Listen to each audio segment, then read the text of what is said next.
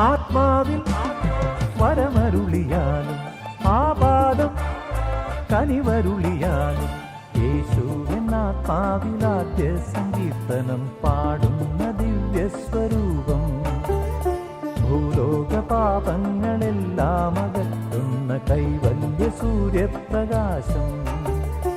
ആത്മാവിൽ വരമരുളിയാലും ആപാദം കനിവരുളിയാലും യേശുവെന്നാത്മാവിലാദ്യ സങ്കീർത്തനം പാടുന്ന ദിവ്യസ്വരൂപം ഭൂലോക പാപങ്ങളെല്ലാം അകറ്റുന്ന കൈവല്യ സൂര്യപ്രകാശം.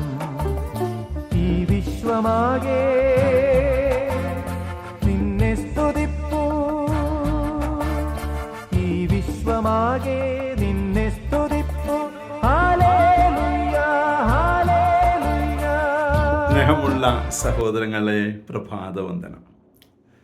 നമ്മൾ വലിയ ആഴ്ചയിലാണ്. ഇന്ന് 2 ചിന്തകളാണ് സുവിശേഷം പങ്കുവയ്ക്കുന്നത്. 2 ചിന്തകൾ എന്ന് പറഞ്ഞാൽ 2 കാര്യങ്ങൾ. ഈശോ 2 കാര്യം പറഞ്ഞു. ഒന്ന് യൂദാസിനോടും ഒന്ന് പത്രോസിനോടും. അതായത് ഈ കൂട്ടത്തിൽ ഒരുവൻ എന്നെ ഒറ്റിക്കൊടുക്കും.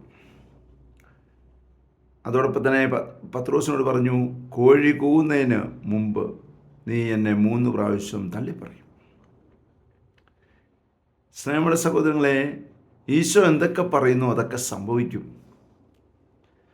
ആ സംഭവം മാറ്റമില്ല. അങ്ങനെ മാറ്റം വരുത്തുന്നത് എപ്പോഴാണെന്നറിയാമോ? അതിൻ്റെ ആ ഭവിഷ്യത്ത്, പരിണിതമായ ഫലം മാറ്റം വരുത്തണമെങ്കിൽ ആ തിന്മയാണ് വരുന്നതെന്ന് മനസ്സിലാക്കി തന്നിട്ടും നമ്മൾ അനുദപിക്കാതിരുന്നാൽ യൂദാസിൻ്റെ അവസ്ഥയിലേക്ക് എത്തും. എന്നാൽ അനുദപിച്ചാൽ പത്രോസിൻ്റെ അവസ്ഥയിലേക്ക് മാറ്റപ്പെടും. അതുകൊണ്ട് നമ്മുടെ ജീവിതത്തിൽ വരുന്ന എല്ലാ പ്രയാസങ്ങളെയും വേദനകളെയും അസ്വസ്ഥതകളെയും ഒക്കെ ഓർത്ത് അനുദപിക്കുവാനുള്ള കൃപയ്ക്ക് വേണ്ടി പ്രാർത്ഥിക്കാം. ആ കൃപ ലഭിച്ചാൽ മാത്രമേ അനുദപിക്കാൻ സാധിക്കുകയുള്ളൂ. എല്ലാവർക്കും അനുദപിക്കാൻ സാധിക്കുകയില്ല സഹോദരങ്ങളെ. ഉന്നതത്തിനുള്ള ഒരു കൃപയാണത്. അത് ലഭിക്കുവാൻ നമുക്ക് ആഗ്രഹിക്കാം, പ്രാർത്ഥിക്കാം. പരിശുദ്ധ അമ്മയെ സഹായിക്കണേ. വിശുദ്ധ യോസേപ്പ് പിതാവേ, ഞങ്ങൾക്ക് വേണ്ടി പ്രാർത്ഥിക്കണേ. പരിശുദ്ധാത്മാവേ, എഴുന്നള്ളി വരണേ. പരിശുദ്ധ പരമ ദിവ്യകാരണത്തിന് എന്നേരവും ആരാധനയും സ്തുതിയും പുകഴ്ചയും ഉണ്ടായിരിക്കട്ടെ. ആമേൻ.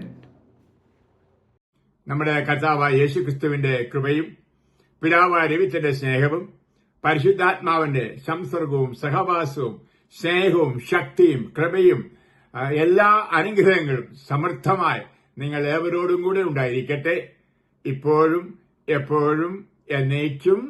ആമേൻ. ആത്മാവിൽ വരമരുളിയാലും ആപാദം കനിവരുളിയാലും